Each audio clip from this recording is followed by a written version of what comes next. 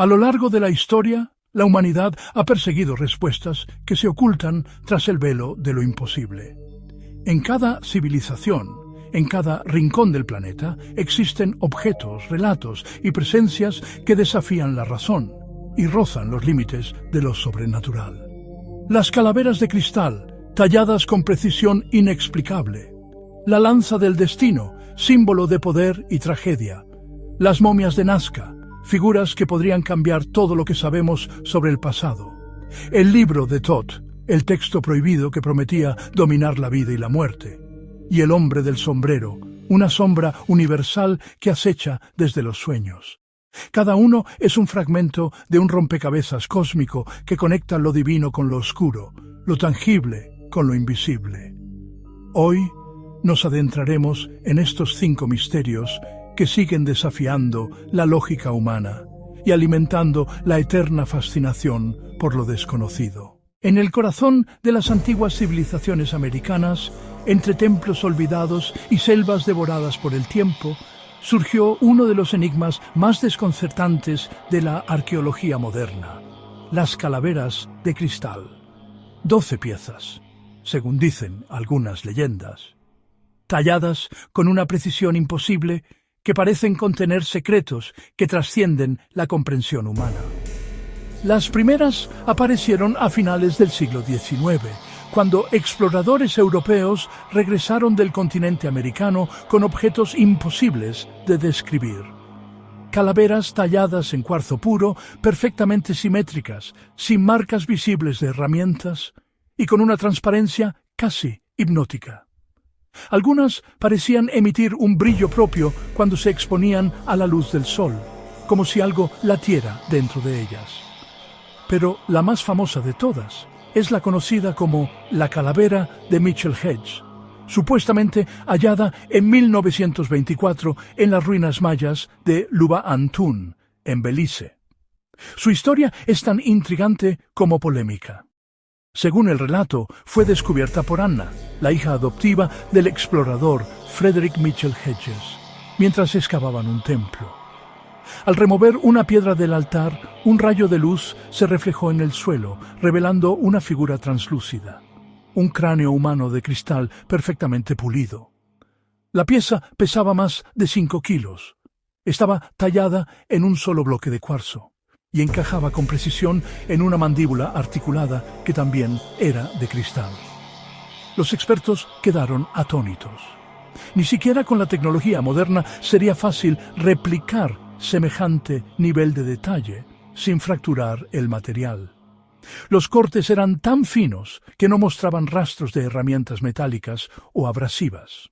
Algunos científicos de Hewlett-Packard, que analizaron la calavera en la década de los 70, declararon que fue tallada a contrapelo del eje natural del cuarzo, algo que habría sido imposible con instrumentos prehispánicos e incluso extremadamente arriesgado con maquinaria actual. A partir de entonces comenzaron a surgir más calaveras en museos y colecciones privadas, en México, Guatemala y hasta en Alemania. Cada una con su propia historia, cada una rodeada de un aura casi sobrenatural. Algunas eran opacas, otras perfectamente transparentes y otras parecían cambiar de tonalidad bajo la luz. Pero todas compartían un rasgo inquietante. Ninguna mostraba huellas de herramientas. Los pueblos indígenas de Mesoamérica hablaron siempre de ellas como las cabezas de los dioses, objetos de poder que contenían la sabiduría de los antiguos. Según las tradiciones orales mayas, existían 13 calaveras, creadas por seres que vinieron de las estrellas en tiempos remotos. Cuando las 13 fueran reunidas, decían los chamanes, revelarían el conocimiento del origen y del destino de la humanidad. Esta profecía fascinó a arqueólogos, místicos y conspiracionistas por igual.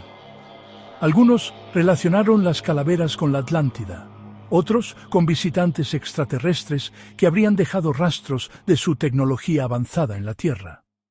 Las teorías abundaron, desde emisores de energía psíquica hasta registros holográficos del pasado. En sesiones de meditación y trance, Algunos decían haber escuchado voces o visto visiones a través de ellas, como si las calaveras fueran un canal entre el mundo físico y el espiritual. Sin embargo, la ciencia no tardó en pronunciarse. Estudios realizados en los laboratorios del Museo Británico y del Instituto Smithsonian revelaron que algunas calaveras presentaban marcas de herramientas rotativas modernas, lo que sugeriría que fueron talladas en el siglo XIX o XX. Pero incluso esos resultados no lograron disipar el misterio, porque otras, como la calavera Mitchell Hedges, mostraban patrones de tallado imposibles de reproducir incluso con tecnología industrial contemporánea. Además, las pruebas de datación directa son inútiles con el cuarzo. Este material no contiene carbono, por lo que no puede fecharse mediante el método del carbono 14. Es decir, nadie puede afirmar con certeza cuándo fueron talladas realmente. Podrían tener cientos o miles de años, o quizás ser mucho más antiguas de lo que imaginamos. Los testimonios de quienes han estado cerca de ellas describen sensaciones extrañas, cambios de temperatura, pulsos eléctricos, visiones fugaces. Algunos aseguran que las calaveras parecen reaccionar al estado emocional de las personas. Los místicos afirman que vibran a una frecuencia desconocida, capaz de alterar la conciencia humana.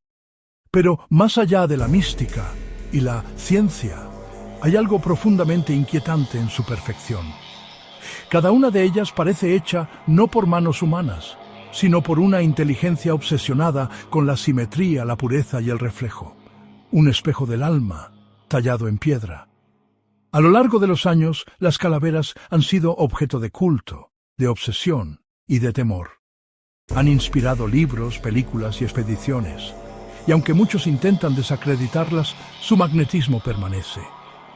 En cada museo donde una de ellas descansa, los visitantes se detienen, miran y sienten algo inexplicable. Una conexión primitiva, ancestral, como si esas piezas recordaran algo que nosotros hemos olvidado. Quizás no son reliquias de los antiguos mayas ni obras de falsificadores modernos. Tal vez son fragmentos de algo que vino de fuera de nuestro mundo. O tal vez son artefactos de una humanidad perdida, más avanzada de lo que la historia permite aceptar. Sea cual sea su origen, las calaveras de cristal siguen desafiando la lógica y el tiempo. Son un recordatorio silencioso de que aún hay secretos enterrados bajo la superficie de la historia. Y cada vez que la luz atraviesa una de ellas, parece brillar una advertencia. Hay verdades que no pueden ser esculpidas, solo descubiertas. Dicen que hay objetos que, más allá del metal o la piedra, contienen poder. No un poder físico, sino espiritual, ancestral, algo que trasciende la comprensión humana.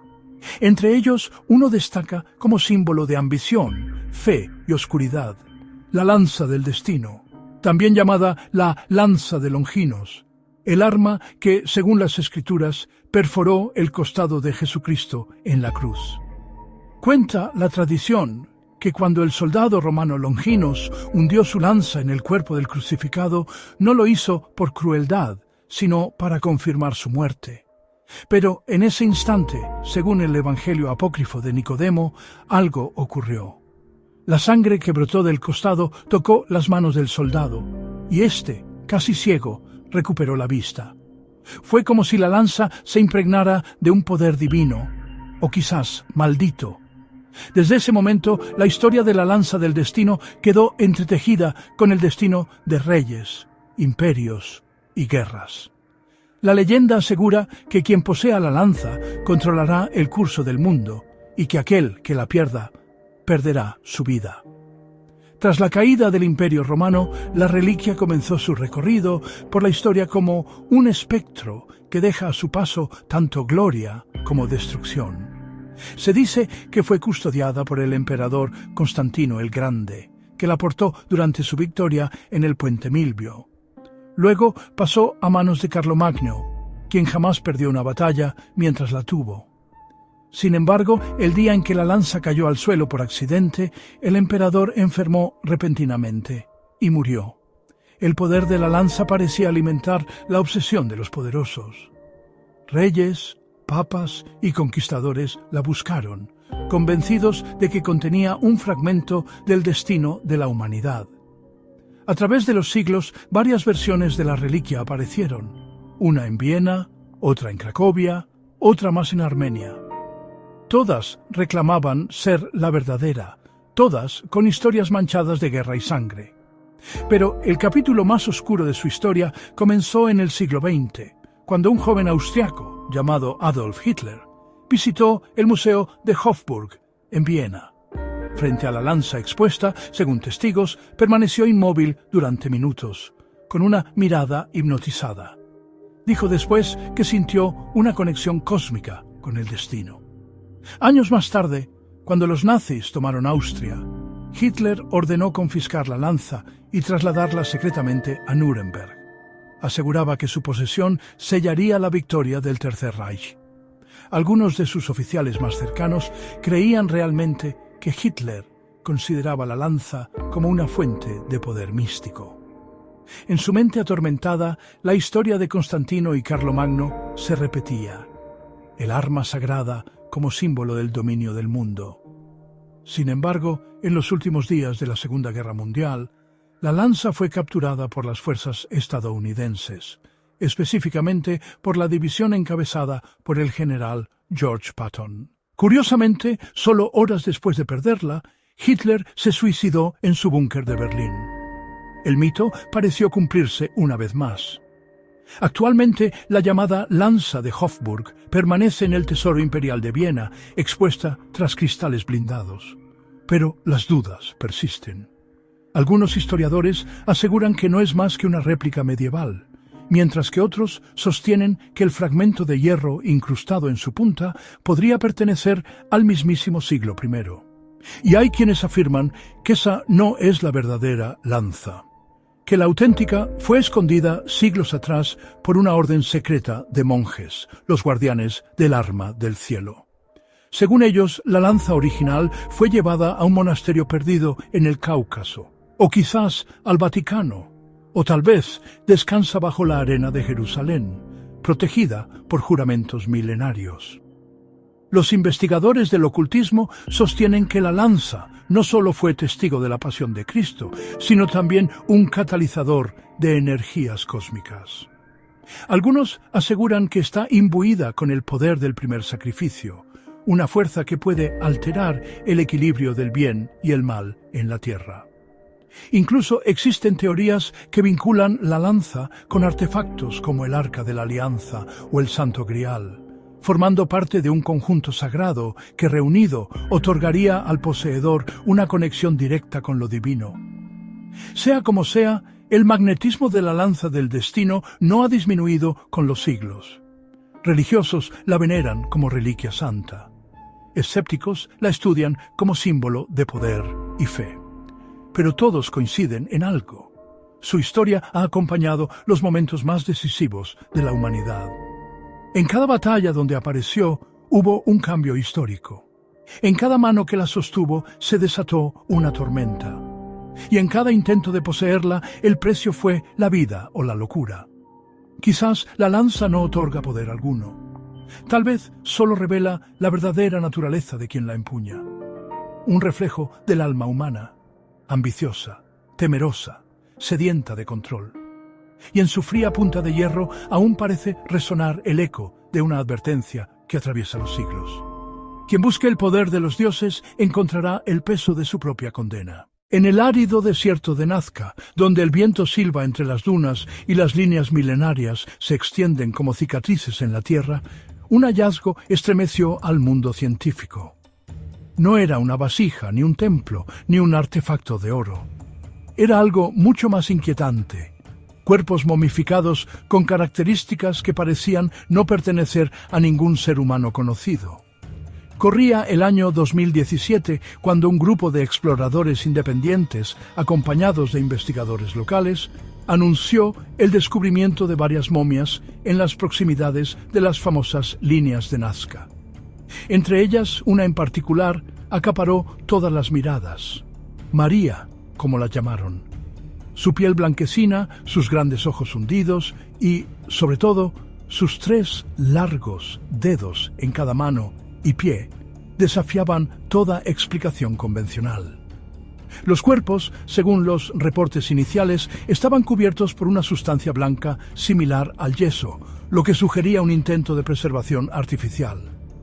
Pero al analizar su interior, las radiografías mostraron estructuras óseas coherentes, vértebras articuladas, costillas completas y una anatomía que parecía real.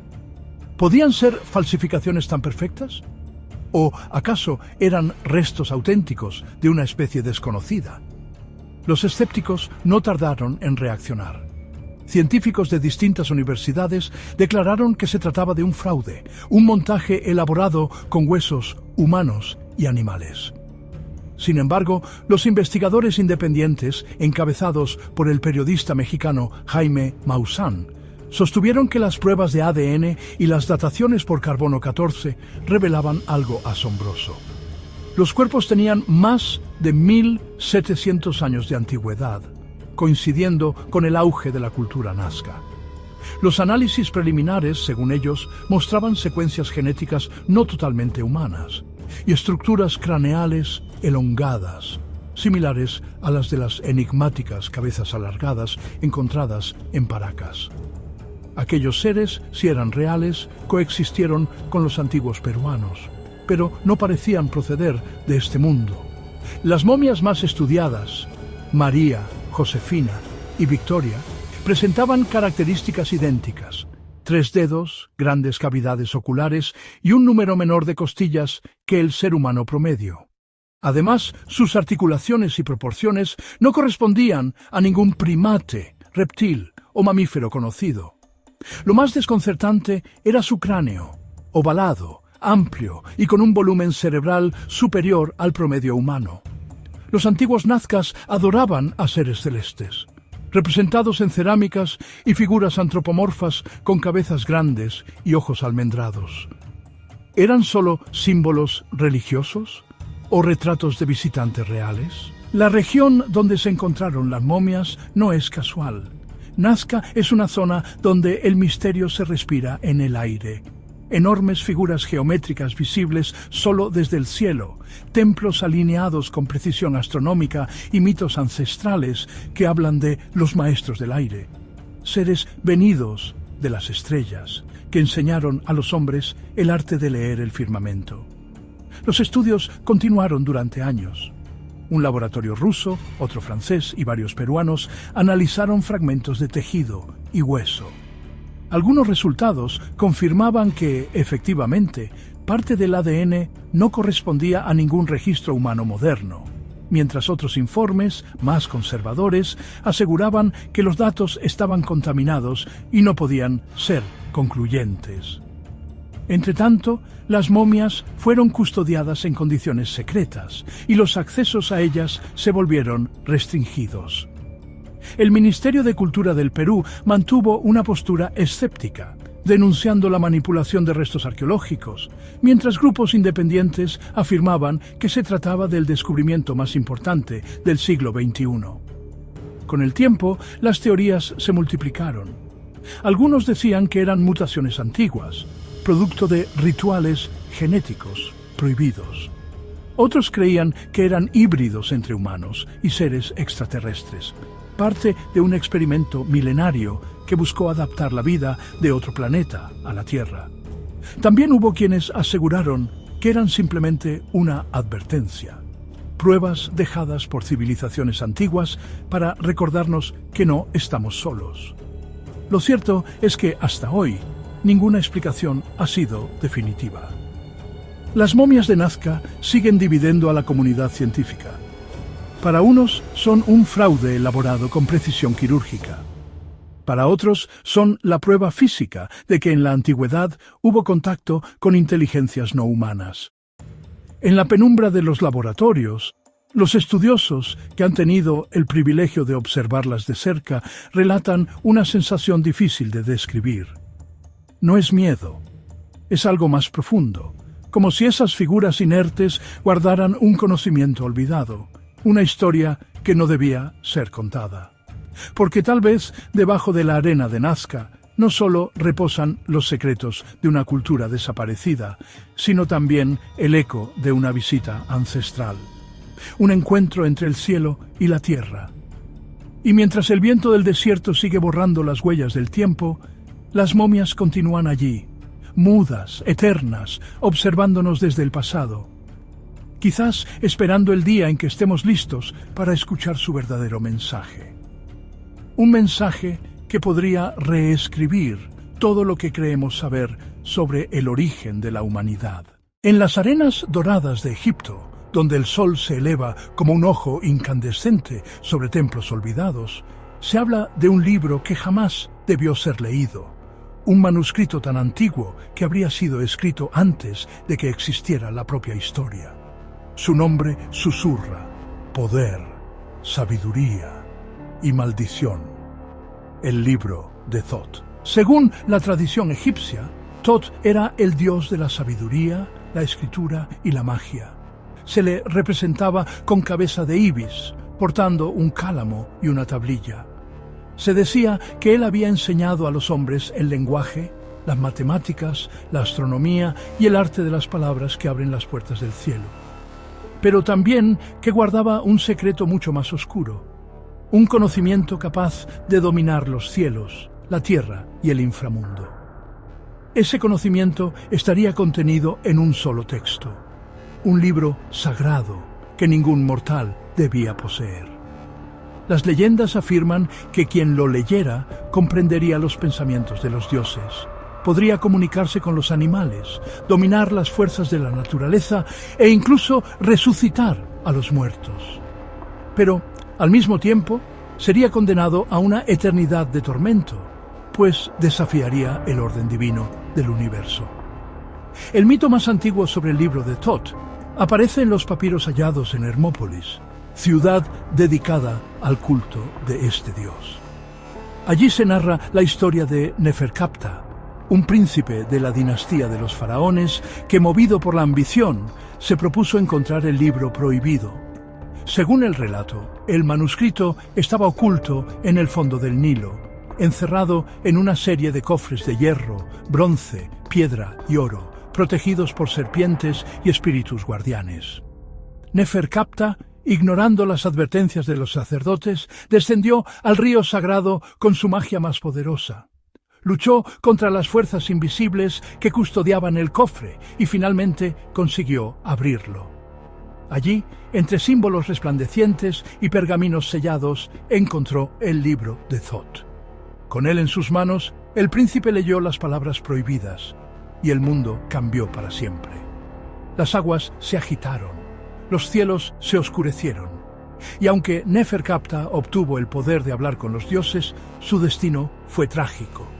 Los textos cuentan que su esposa y su hijo murieron misteriosamente, y él, desesperado, se arrojó al Nilo junto al libro, sellando su tumba para que nadie más repitiera su error. Pero el manuscrito no desapareció. A lo largo de los siglos, su rastro ha surgido en distintas épocas y lugares. Los griegos lo conocieron como el libro de Hermes Trismegisto, fusión de Thoth con el dios Hermes, guardián del conocimiento oculto. En los textos herméticos se dice que contenía las claves del macrocosmos y el microcosmos, la unión del espíritu con la materia y el secreto de la inmortalidad. Durante el Renacimiento, los alquimistas europeos creyeron que el libro de Thoth era la fuente de su arte, la transmutación de los metales y la búsqueda de la piedra filosofal. Incluso se rumoreaba que el propio Leonardo da Vinci poseía fragmentos de su contenido, escritos en código. En siglos posteriores, se habló de que el texto reapareció en manos de sociedades secretas como los Rosacruces o los Iluminados de Baviera, quienes lo habrían custodiado como un manual de poder esotérico. Sin embargo, el verdadero libro de Thoth, si es que alguna vez existió físicamente, jamás ha sido hallado. Algunos estudiosos creen que su esencia está cifrada en los arcanos mayores del tarot egipcio, un conjunto de cartas en las que cada imagen simboliza una parte del conocimiento divino, la creación, la muerte, el equilibrio, la eternidad. Cada carta, dicen, sería una página del libro perdido. Otros sostienen que el libro de Thoth no era de pergamino ni de papiro, sino una tecnología sagrada, una suerte de dispositivo espiritual que contenía la conciencia del propio Dios. Un objeto que solo podía ser comprendido por quienes habían alcanzado la iluminación total. En tiempos modernos, arqueólogos y ocultistas han buscado indicios en templos de Luxor, Karnak y Edfu. Algunos aseguran haber encontrado inscripciones que mencionan el libro que contiene el aliento de la vida. Sin embargo, cada intento de descifrarlo parece terminar con muertes extrañas, accidentes o desapariciones inexplicables. Los egipcios creían firmemente que la sabiduría debía estar equilibrada con la pureza del alma. Por eso, un conocimiento sin moral conducía inevitablemente al caos. Tal vez por ello, el libro de Thoth permanece oculto, protegido por el velo del tiempo, esperando a quien sea digno de comprenderlo sin corromperse. Hay quienes dicen que el manuscrito aún existe, enterrado en una cámara secreta bajo la gran pirámide de Giza, custodiado por guardianes invisibles. Otros creen que fue llevado a otra dimensión, sellado en el reino de los dioses, para evitar que los hombres repitieran la arrogancia de Neferkapta. Sea mito o realidad, el libro de Thoth sigue representando el sueño más peligroso de la humanidad, el deseo de saberlo todo, un deseo que siempre ha tentado a los hombres. Y tal vez, en algún rincón del mundo, ese libro aún espera a quien tenga el valor o la locura de abrirlo. Hay figuras que parecen surgir del borde mismo de la realidad, presencias que se mueven entre la vigilia y el sueño, observándonos desde un lugar donde el tiempo no existe. De todas esas apariciones, ninguna ha sido tan persistente, tan universal y tan aterradora como el hombre del sombrero. Una entidad que no pertenece a la tradición de un solo pueblo, sino al miedo compartido de miles de personas en todo el mundo. Los testimonios coinciden con una precisión escalofriante. Una silueta alta, de hombros amplios, vestida de negro y con un sombrero de ala ancha que oculta su rostro en una sombra perpetua. Algunos dicen que sus ojos son dos brasas rojas que arden en la oscuridad. Otros aseguran que no tiene rostro en absoluto, solo un vacío insondable donde la humanidad debería residir. Pero lo que todos describen es la misma sensación, una presencia consciente, maligna, observadora, que se manifiesta cuando el cuerpo duerme y la mente está indefensa. El fenómeno del hombre del sombrero no pertenece a una sola era. Registros de figuras similares se remontan a los primeros relatos de parálisis del sueño en culturas antiguas. En tablillas sumerias y pergaminos medievales aparecen menciones de la sombra con sombrero, un espectro que se sentaba en el pecho de los durmientes y robaba su aliento. Pero fue en el siglo XX cuando su figura tomó forma definitiva, al multiplicarse los relatos de personas en continentes distintos que aseguraban haber visto exactamente al mismo ser.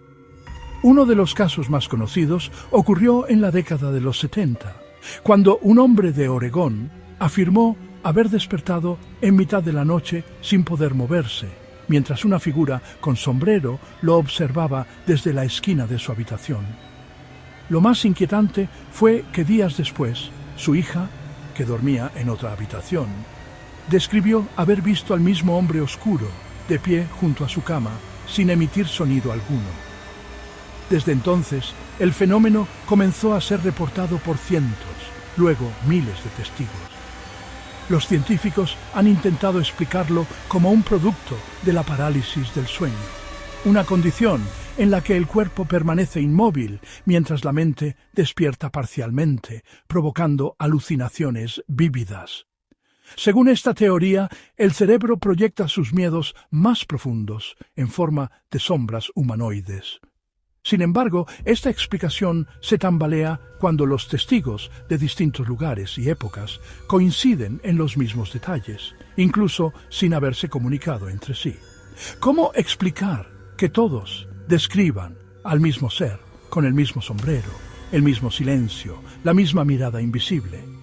Algunos investigadores paranormales sostienen que el hombre del sombrero no es una simple alucinación, sino una entidad interdimensional, una conciencia que se alimenta del miedo humano. Esta teoría asegura que su aparición coincide con estados alterados de percepción, como el sueño o las experiencias cercanas a la muerte, cuando la mente está más receptiva a realidades paralelas. En esos momentos, el velo entre mundos se debilita, y algo del otro lado puede observarnos. Los relatos más aterradores provienen de quienes aseguran haberlo visto más de una vez. Algunos testigos afirman que la primera vez aparece en sueños. La segunda lo observan de pie en su habitación. Y la tercera lo sienten junto a la cama, como si esperara pacientemente algo. Hay quienes dicen que al intentar moverse o hablar, el ser se acerca lentamente, inclinando su cabeza en un gesto imposible de interpretar. No ataca, no habla, solo observa. Y cuando desaparece, deja tras de sí una sensación densa, como si el aire hubiese sido arrancado de la habitación. En Internet y foros especializados, la figura del hombre del sombrero ha adquirido múltiples nombres. Hatman, Shadow Gentleman, el observador oscuro. Pero más allá del nombre, su comportamiento parece seguir un patrón. Casi siempre aparece durante momentos de gran angustia emocional o cambio vital. Algunos creen que se trata de una manifestación del subconsciente colectivo, otros de una entidad que aprovecha el sufrimiento humano para manifestarse. En un estudio informal realizado por parapsicólogos, más de la mitad de los entrevistados que aseguraban haberlo visto pasaban por periodos de depresión, duelo o aislamiento. Esto llevó a pensar que el ser podría ser una proyección psíquica del dolor humano. Pero lo inquietante es que varios testigos han afirmado haberlo visto fuera del sueño, en plena vigilia, en espejos, reflejos de ventanas o cámaras de seguridad. En 1995, un investigador canadiense recopiló más de 100 testimonios sobre esta entidad. Uno de ellos provenía de un bombero que, al atender un incendio, vio entre el humo la figura del hombre del sombrero, observándolo desde una esquina, completamente inmóvil e indiferente al fuego. Cuando intentó acercarse, la figura se desvaneció como una sombra devorada por la luz. A partir de entonces surgieron teorías más oscuras. Algunos creen que el hombre del sombrero es un parásito energético, un ser que se alimenta de la angustia y la desesperanza, atrayendo más desgracias a quienes lo ven. Otros lo vinculan con antiguos demonios mesopotámicos o con arquetipos psíquicos universales, presentes en todos los humanos desde el origen del miedo. Sin embargo, una teoría aún más perturbadora sugiere que el hombre del sombrero no es uno, sino muchos, que no se trata de un ente individual, sino de una forma que adopta diferentes presencias según la mente de quien lo percibe. Un molde del terror, una figura que encarna lo que cada alma teme más profundamente. A pesar de los intentos por racionalizarlo, su misterio persiste. Psicólogos, teólogos y ocultistas siguen debatiendo su naturaleza. Y mientras tanto, cada noche, en algún lugar del mundo, alguien despierta con el corazón latiendo con fuerza, incapaz de moverse, sintiendo una mirada fría que lo atraviesa. Y en la penumbra, la silueta inconfundible de un hombre alto, inmóvil, cubierto por un sombrero. Quizás no sea una simple sombra. Quizás sea un recordatorio de que el miedo tiene forma y que a veces esa forma nos observa desde el borde de la oscuridad. 5 enigmas, 5 ecos del pasado y del presente, que nos recuerdan cuán pequeño es nuestro conocimiento ante la vastedad del misterio. Las calaveras de cristal siguen brillando con un secreto indescifrable. La lanza del destino continúa simbolizando la frontera entre el poder y la maldición. Las momias de Nazca aún dividen a los científicos. El libro de Thoth permanece oculto, esperando ser leído por quien se atreva. Y el hombre del sombrero, silencioso y omnipresente, sigue rondando las noches de millones de almas. Son huellas de algo que trasciende la comprensión humana, recordatorios de que existen fuerzas y verdades que escapan a cualquier explicación. Tal vez, en el fondo, lo más inquietante no sea lo que ignoramos, sino la posibilidad de que algunas respuestas nunca deban ser descubiertas.